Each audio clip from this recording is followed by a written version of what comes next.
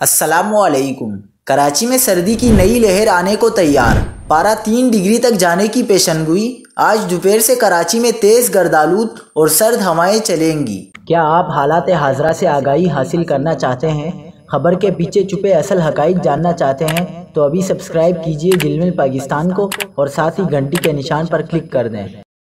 आपको बताते चलें कि कराची में सर्दी की नई शदीद लहर आने वाली है। मौसमियाती तज्ज़ियाकार जवाद मेमन के मुताबिक मगरिबी हवाओं का सिस्टम बलूचिस्तान पर असरअंदाज है, जिसके बाइस कराची का मतलब जुज़वी बरालूद रहने के साथ बूंदाबांदी भी हो सकती है। कराची में आज दोपहर से शुमाल मशरिक से सर्द और तेज़ गर्दालूद हवाएं चलेंगी। हवा की रफ्तार 35 से 45 किलोमीटर फ़ी घंटा हो सकती है। ये सूरत हाल कल तक जारी रहेगी। गर्द आलूद हवाओं के बाइस फ़िज़ाई मेयार भी मुतासिर रहेगा। मगरिबी हवाओं का सिस्टम मुल्क से निकलने के बाद सर्दी की लहर बढ़ सकती है।